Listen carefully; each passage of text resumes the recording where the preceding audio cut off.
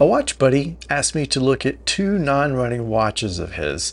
They're pretty different, so I really didn't anticipate doing one video featuring both, but as the repairs developed, it kind of offered an interesting comparison contrast between the two. One is this older Rolex Submariner, and the other is this Hamilton, which is relatively recent by comparison. I ended up being pretty surprised and disappointed over what I found out about one of them. We'll get started with the Rolex Submariner. This one has the 3035 movement, and it is not running. As you can see, the second hand kind of wants to tick, but just kind of stutters. But let's go ahead and open this up. I have seen it actually tick a few seconds at a time before, so that's encouraging. So the owner's trying to be judicious with his funds. He wants me to kind of investigate and see what it would take to get it running before going all in on a service. I don't see anything unusual here. He said he had been wearing it and had more or less just kind of stopped or run in short spurts at a time. Just taking a look here to make sure there's nothing loose in here, which happens more often than you might think. But we'll go ahead and start with taking the automatic works off. I'm just going to take this whole bridge that holds the rotor and the reversing wheels. That just about got away from me. And once we get this off, we can see a little more of the movement. You know, it doesn't look too bad in here. It wouldn't surprise me that it needs to be cleaned. So I just plan to take a look in here, see what we find. If there's a simple fix, we'll go ahead and address that, just so we can at least get a baseline for the watch. Pull the balance out carefully here. Just checking the pallet fork here. It swings freely, but there's definitely no power being transmitted. Yeah, now I think I have a pretty good idea what's going on here. And I'd be curious if you guys know at this point. Yeah, there's just no tension. There's no tension coming through from the winding stem and through the barrel here. Yeah, there's absolutely no power being stored here. So that points to a broken mainspring. But I'm going to go ahead and, just as a matter of precaution, remove the pallet cock and pallet fork. I can also get a better view of the train of wheels and just see if there's anything unusual there.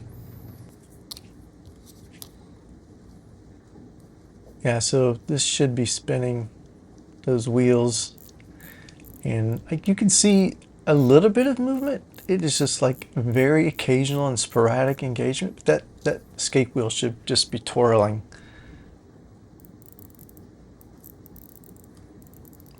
Same sort of thing here. How about if I push on the barrel? Oh, wow. Yep. It flies. So we'll go ahead and get the barrel out and take a look at that mainspring. First, we got to take the screw and the ratchet wheel off, so then that we can get the barrel bridge off. I'm pretty sure you can slide the barrel out of the movement, still cased, so pretty easy repair. Just 2 screws for the barrel bridge.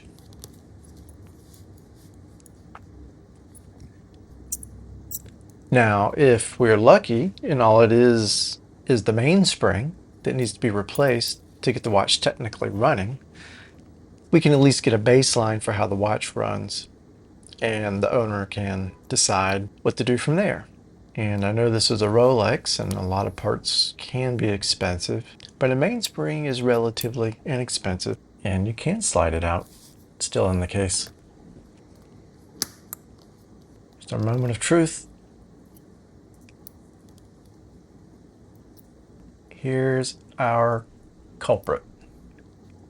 So the end of that spring would catch just enough to power the watch for a few seconds or a few minutes at a time. Now we don't know that the mainspring is the only issue. We won't know that until we get a mainspring in here. Got to clean up the barrel first. This is some isopropyl alcohol. I'm just going to hand scrub this with a couple of Q-tips. Going to speed through this. We'll get this into the parts dryer and prepare it for the new mainspring. Start with putting some braking grease on the inner wall here in 3 or 4 spots. I'm going to be very careful to keep it on that wall. And I'm just going to press the outer edge of the mainspring first, and the center should follow. Just double check. It looks a little bit wonky. It's down there. A little bit of oil here and a little bit of oil where the arbor goes. Set our arbor, and you can see that's pressed in. I'm going to get the lid on and we'll snap that down.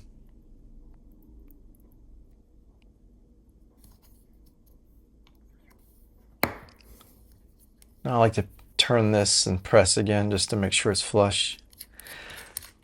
While waiting for the mainspring, I reassembled the watch just to keep the parts safe. So I'm disassembling here, and I'm going to reassemble with the barrel in place. Sped up for your convenience. We'll put a little bit of wind, and looks like it's running.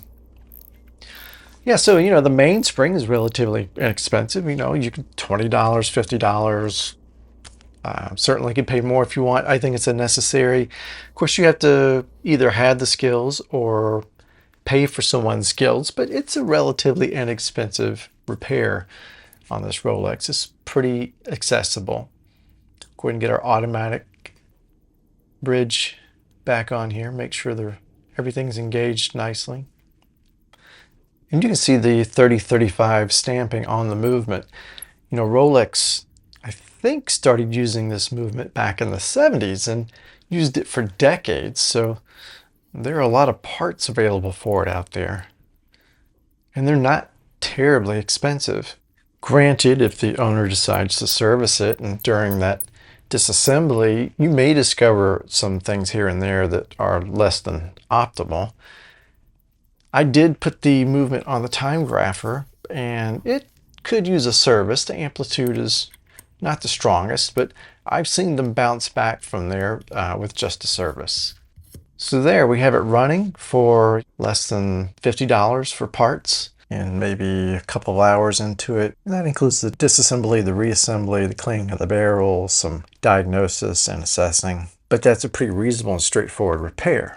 I wish the same could be said for this Hamilton Field Mechanical, which is a manual wind. Compared to that old Rolex, this is a relatively recent watch, and I'm surprised that it's not working. This also contributed to the complexity of this repair. Many of you are aware that Hamilton is owned by the Swatch Corporation, and their movements share a lot of components across some of their brands. The Hamilton branded H50 movement inside here is actually a C07.701 movement from ETA, which is also owned by Swatch. It's actually an evolution of the 2801-2. While the 2801 is pretty ubiquitous, a lot of parts out there, it's unclear how much is interchangeable, but certainly not everything. Now when the watch stopped working, the owner opened it up and recovered some pieces here. This is the broken screw and screw head that hold the ratchet wheel onto the arbor here. Luckily, the click spring didn't fly off. You can see that. The click did get lost, so I had to find another one, which was more difficult than I thought. You see Swatch, Rolex, and others keep a pretty tight distribution on their parts. Parts for that vintage Rolex 3035 movement are actually much easier to find than this more modern Hamilton. In my research, I discovered this seems to be a recurring issue in a number of these movements. The click is interchangeable from the 2801 to the H50. Unfortunately, the only click I could find was available in a bundle of parts that I had to pay about $50 for. The click and the click spring appear to be interchangeable, but the 2801 arbor and arbor screw are larger, so that's not interchangeable with the H50, which might explain why they snap so often. I was able to remove the broken screw from the arbor, but on close inspection, it looked like it might have sustained damage during that sudden release of power from when the screw had snapped off. I was able to find a replacement arbor, but I had to pay significantly more than I would for a typical vintage arbor. It took a ridiculous amount of time of digging through my parts watches, but I did find a screw that seemed to work with this arbor and ratchet wheel. With a good mainspring, new click, new arbor, I reassembled the Hamilton and put some wind into it and discovered there was more wrong inside the watch. There had clearly been more damage done by that sudden release of power from the mainspring when the screw snapped. That jolt of force was violent enough to break the pinion free of the rivet on this wheel. I spent a lot of time looking for a replacement, and I just had to give up and resort to some unholy things with the staking kit and hammer to get this wheel to work again. I wouldn't necessarily recommend it as a repair, but we do have the watch running again.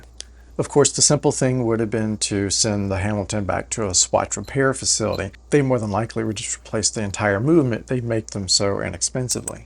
I saw multiple posts online that referenced service charges of $200 to $300 for whatever that's worth. That's not an unreasonable cost, but it rubs me the wrong way in terms of right to repair. Even more so when you evidently have some sort of recurring issue across the production line. What I learned over the course of this repair really sort of casts shade over my view of Hamilton and, well, maybe other Swatch products. Even broader than that, I'm less tempted to look at more modern watches where the parts just simply are more scarce than vintage pieces. Now that's from the perspective of someone who repairs watches as a hobby.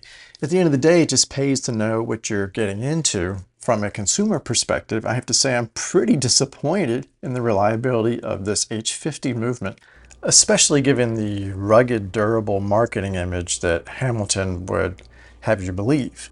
Now, I am sure there are a lot of H50 movements that have never had any problems, but there are enough accounts online with the same failures that it raises some flags for me.